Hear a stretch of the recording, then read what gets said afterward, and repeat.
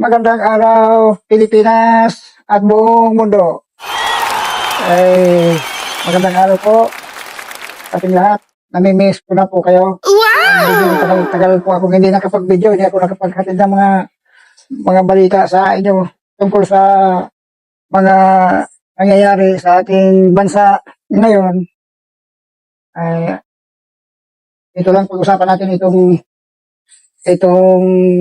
nasa dyaryo. Sinabi ni BP Sara na hindi na niya gawin ang pwesto ni Bongbong Marcos. Kaya lang, paano tayo makapaniwala sa kanyang sinasabi na iba naman ang kanyang sinasabi doon sa kanyang ginagawa, di ba? Alam natin yun na mula pa noon mga 2 months pa lang nakaupo si BBM bilang presidente natin, rally na sila. Lagi na sila nagrarally. Kung saan-saan na lang sila nagrally at wala silang ibang ginagawa kung hindi sisiraan si BBM. Ano bang purpose nila na sinisiraan na si BBM? Sabihin nila, mayroon tayong presidenteng bangag. Mayroon tayong presidenteng adik. Anong purpose noon? Anong purpose nila ni BP Sara at ni Digong na sabihin gano'n na adik ang ating mahal na Pangulo? Tapos ngayon, sasabihin ni BP Sara, hindi raw niya aagawin ang pwesto ni BBM. Hindi aagawin, pero noon, laging rally dito, rally doon, kung saan. Halos buong Pilipinas na natingla para lang siraan si BBM. Sabihin lang nila na mayroon tayong adik na presidente, mayroon tayong bangag na presidente. Yung maniniwala sa inyo na hindi wala kang balak na agawin ang kapangyarihan ni BBM. Di ba? Panay-rally kayo, kung saan makarating. Tapos sabihin, wala kayong balak na agawin ang kapangyarihan. Grabe. Still it to the Marines. Sabihin, hindi agawin ang kapangyarihan.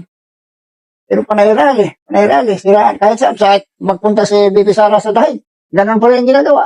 Sinisiraan palagi ang gobyerno. Gusto talagang pabagsakin si BBM. Yun ay purpose dyan.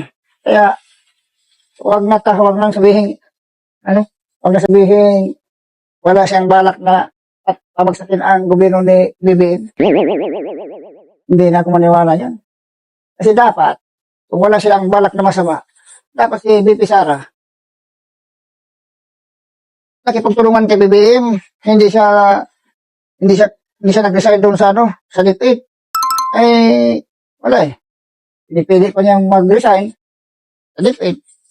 At makaya siyang, makapag-rally at sisiraan si BBM.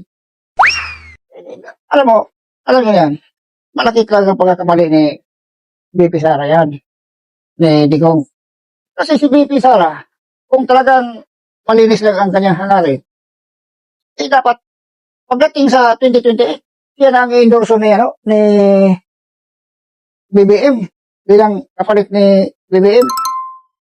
Sigurado yun, 100% siya na sana ang panalo at siya lang i-endorso ni BBM. Paano? Sinisiraan. Hindi, alak yung problema niya. Kung hindi pa niya sinisiraan si BBM, maliwanag pa sa sikat ng araw yung kanyang panalo sa 2028. Ngayon, halos lahat, mga problema ng kanilang hinaharap. Problema ng hinaharap ng BP Sara, pati kay Digong. Kasi yun si Digong, sana. Baka hindi nadala sa daig yung kung hindi sinisiraan nila si BBM. Kaso naman, halos araw-araw magrarally. Mayroong mga maisog rally daw. Tapos, sisihin na si BBM na bakit pinapakulong daw si Digong. Hindi naman si BBM hindi naman si BBM ang nagpakulong. Alam niyo yan, yan. Hindi pa si Marcos nakaupo. May kaso na si BBM doon sa ICC. At si Senator Trillanes ang mayroon dyan. May pagkana. Matapang talaga yung si Senator Trillanes. Oh, ngayon, pagbintangan nila si Bongbong Marcos na yun ay nagpakulong. Hindi yun. Alam natin yan. Alam natin na hindi si Marcos ang ano yan. Hindi pa nakaupo si Marcos ano na may kaso na siya doon. Oh, sila sa Trillanes sa may baka na dyan. At dapat na, ako, dati nakapagsabi ako noon na kung bago silang upo, sabi ko, sigurado na si BP Sara, susunod na kay BBM. Siya na papalit yan. Halos 2 months lang pagkaupo nila na, ano, wala sisiraan si Marcos. Sisiraan si Marcos. Sabihin, mag-adit. Gano'n. Kaya, alaman ko na gano'n ang kanilang ginagawa, na wala na akong pag-asa na si BP Sara, i-endorso na ni Bongbong Marcos. Wala na, kung ako ba naman BBM, ba't i-endorso ko yung kinakalaban ako? Wala. Pati yung ano kay Digong, yung kanyang pagkakulong, kung hindi pa niya kinakalaban si Marcos, baka hindi pa nagdala sa dahil yun. Oh. Na araw-araw magdararali at sisiraan si Marcos, sabihin, mga adik, magnanakaw, ay wala naman yun at wala naman silang ebidensya. Oh. Kung mayroon silang ebidensya, kinasuhan ng impeachment. Mayroon ng impeachment ano? Wala nang ebidensya, kaya na-dismiss. Oh. Ano pang gagawin nyo dyan? Na-dismiss na yung impeachment na una pa nga kinasuhan si Marcos. Kaya ni Sara. Na-dismiss agad yun dahil nga wala nga. Hindi ako maniwala na si Marcos ay magnanakaw. Hindi ako maniwala yan. Kasi wala nang ebidensya Oh. Pati yung yung si pinsan ni Marcos, yung dating House Speaker, parang dinigit nila na magnanakaw daw. Wala nang ebidensya. Kaya, mahirap yung basta tayo magbintang. At walang mangyayari dyan na puro yung heresy lang. Ay, wala yan. Hindi yan magtatagumpay yung mga heresy lang. Kailangan, mayroon talagang ebidensya. Yung kay BP Sara na sabihin, hindi wala siyang balak na agawin na kapangyarihan ni Bongbong Marcos. Ngayon lang yan sinabi yan, pero matagal niya na yan ginagawa. Iba kasi ang kanyang ginagawa sa kanyang sinasabi. Oh, di ba?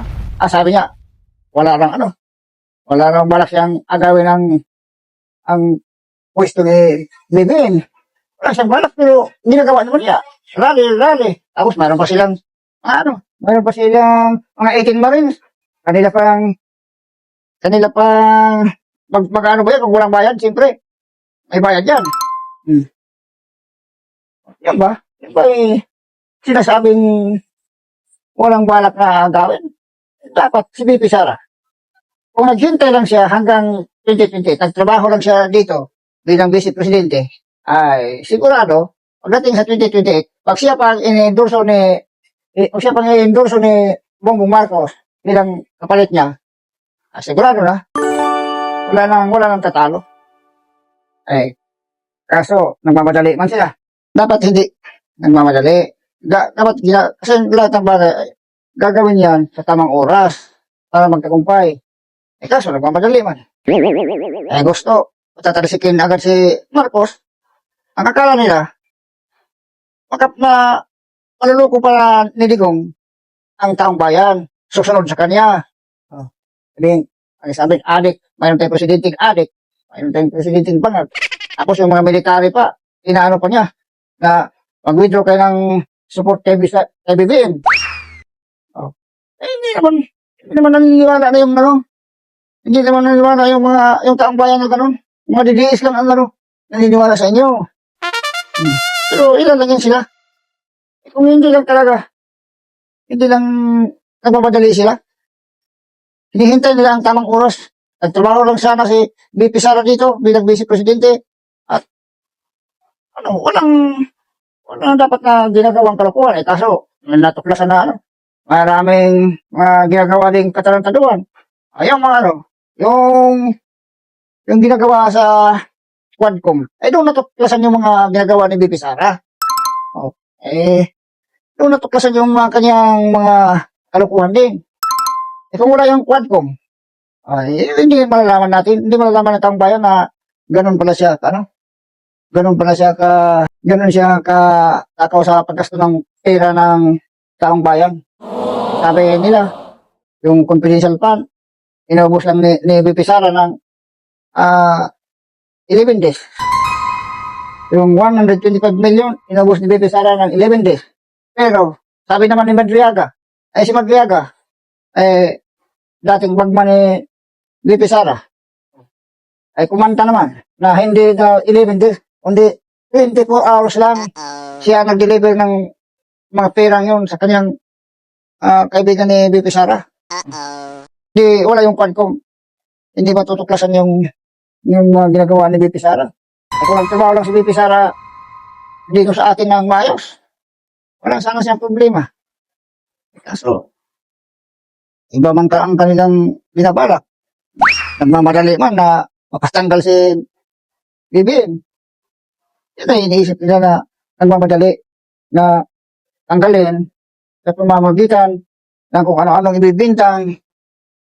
Akala kasi nila ni Digong maniniwala sa kanila ang taong bayan. Pati mga military, kahit nila mag-withdraw ng suporta kay BBM, kahit pa nila yung mga